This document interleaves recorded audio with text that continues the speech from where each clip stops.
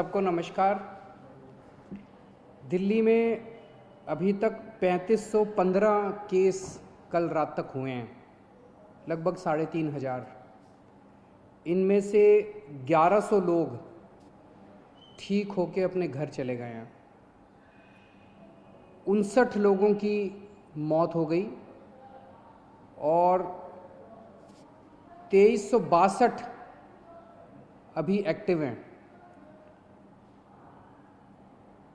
एक तरह से अगर इसको देखा जाए 3500 केस हुए हैं तो एक मन में ये आता है कि दिल्ली के अंदर केस बड़ी तेज़ी से बढ़ रहे हैं।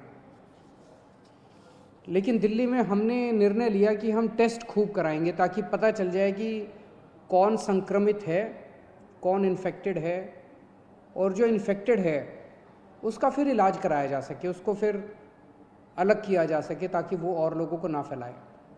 हम दिल्ली में खूब टेस्ट करा रहे हैं, जम के टेस्ट करा रहे हैं। आज दिल्ली के अंदर हर 10 लाख की पॉपुलेशन पे लगभग 2300 टेस्ट हो रहे हैं। अंग्रेजी में कहते हैं पर मिलियन पॉपुलेशन। पर मिलियन पॉपुलेशन पे 2300 टेस्ट हो रहे हैं, जबकि पूरे देश का एवरेज जो आंकड़ा है वो है लगभग 500 के करीब का। तो पूरे देश में 500 के करीब टेस्ट हो रहे हैं, जिसके अगेंस्ट में 2300 टेस्ट दिल्ली के अंदर हो रहे हैं। इस वजह से दिल्ली में केसेस की संख्या ऐसे लगता है जैसे काफ़ी बढ़ती जा रही है। लेकिन एक पॉजिटिव इसका ये है कि हमारे लोग इन्फेक्ट होके ठीक होके जा रहे हैं। 1100 लोग ठीक होके चले गए, और भी मैंने आज पता किया था अगले आने वाले चंद दिनों के अंदर और भी कई लोग अपने अपने घर ठीक होके जाने वाले हैं। दिल्ली के अंदर जितने लोग इन्फेक्टेड मिले 3500, उनमें मरने वालों की भी संख्या 59 है, जो अन्य देश और अन्य राज्यों के मुकाबले में अगर रेशो देखा जाए तो वो भी लगभग कम है। लेकिन फिर भी अपने को इसको और कम करना है, हम पूरी कोशिश कर रहे हैं और पूरी दिल्ली के अंदर खूब सारे कंटेनमेंट जोन्स बनाए हैं।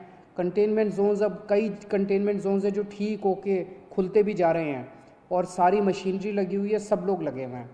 तो एक तरफ अपने को कोरोना को फैलने से रोकना है और दूसरी तरफ कोशिश करनी है कि अगर किसी को हो भी जाए तो वो ठीक होके अपने घर चला जाए। मौत नहीं होनी चाहिए किसी भी हालत में। एक अच्छी खबर ये है कि LNJP अस्पताल के अंदर हमें केंद्र सरकार से परमिशन मिली थी प्लाज्मा थेरेपी को ट्रायल करने के लिए। उसके हमने कुछ चंद मरीजों को प्लाज्मा थेरेपी दी। उनमें पहला मरीज कल ठीक होके अपने घर चला गया है प्लाज्मा थेरेपी की वजह से, जो कि सीरियस था, काफ़ी सीरियस था, ICU में था, लेकिन कल वो ठीक होके अपने घर चले गए हैं। तो हमें इनिशियल नतीजे प्लाज्मा थेरेपी के अच्छे मिल रहे हैं। अभी कुछ दिन पहले केंद्र सरकार की तरफ से कुछ बयान आए थे, जिसकी वजह से कन्फ्यूजन ये हुआ, कई लोगों के मेरे पास फ़ोन आए कि जी क्या आप प्लाज्मा थेरेपी बंद कर रहे हो। केंद्र सरकार ने केवल इतना कहा था कि जिन लोगों को केंद्र सरकार से अप्रूवल है वही लोग प्लाज्मा थेरेपी के ट्रायल करें, दूसरे लोग ना करें। प्लाज्मा थेरेपी के अभी नतीजे फाइनल नहीं हुए हैं, अभी ट्रायल चल रहे हैं, यही केंद्र सरकार ने कहा था और वो हम भी मानते हैं कि अभी हम लोग भी ट्रायल कर रहे हैं। LNJP अस्पताल के अंदर जो सीरियस मरीज हैं उनके ऊपर हम ट्रायल कर रहे हैं, ट्राई करके देख रहे हैं कि भाई इसके नतीजे कैसे आते हैं। जैसे जैसे जो नतीजे आ रहे हैं मैं आपके सामने रख देता हूँ। शुरुआती नतीजे अच्छे आए हैं, लेकिन उम्मीद करते हैं कि आगे भी अच्छे नतीजे आएंगे ताकि अपने को एक समाधान मिल सकेगा। तो कुछ लोगों ने कहा कि क्या आप बंद कर रहे हैं? नहीं, दिल्ली के अंदर प्लाज्मा थेरेपी के ट्रायल पूरी ज़ोर शोर से चल रहे हैं और जैसे जैसे जो नतीजे आएंगे मैं आपको बताता जाऊंगा। मुझे बेहद खुशी है, 1100 के करीब लोग जो दिल्ली में ठीक हो गए उनसे हम लोग संपर्क कर रहे हैं और सभी लोग लगभग अपना प्लाज्मा डोनेट करने को तैयार हैं। सबको ये लगता है कि यार मैं बच गया, अब मेरे प्लाज्मा की वजह से अगर कोई और बचता हो तो बहुत अच्छी बात है। तो मैं सब लोगों का, जो लोग प्लाज्मा के लिए डोनेट कर रहे, अपना प्लाज्मा डोनेट कर रहे हैं, जो रिकवर हो गए, उन सब का तहे दिल से शुक्रिया अदा करना चाहता हूं कि वो दूसरों की ज़िंदगी बचाने के लिए अपना प्लाज्मा डोनेट कर रहे हैं। इस वक्त सबसे बड़ी मार गरीबों को लगी है। रोज़ कमाने खाने वालों को बहुत बुरी मार लगी है, उनके घर में तो खाने पीने के लाले पड़ गए हैं। तो अपनी तरफ से हम पूरी कोशिश कर रहे हैं। हमने इस महीने हम राशन दुगना दे रहे हैं मुफ्त में। हर महीने नॉर्मली 5-5 किलो राशन दिया जाता था। पिछले हफ्ते हमने 1.5 गुना दिया था, 7.5 किलो राशन प्रति व्यक्ति दिया था। इस महीने हम लोग 10 किलो राशन प्रति व्यक्ति दे रहे हैं, ताकि आपका घर चलता रहे, आपका खाना चलता रहे, आपके घर में खाने की दिक्कत ना हो।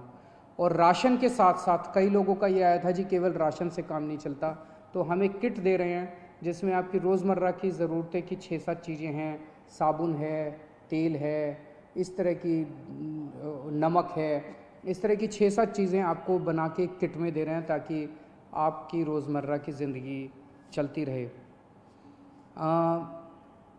कोटा के अंदर हमारे दिल्ली के कुछ बच्चे जो IIT की तैयारी करने के लिए गए थे वो फंसे हुए थे।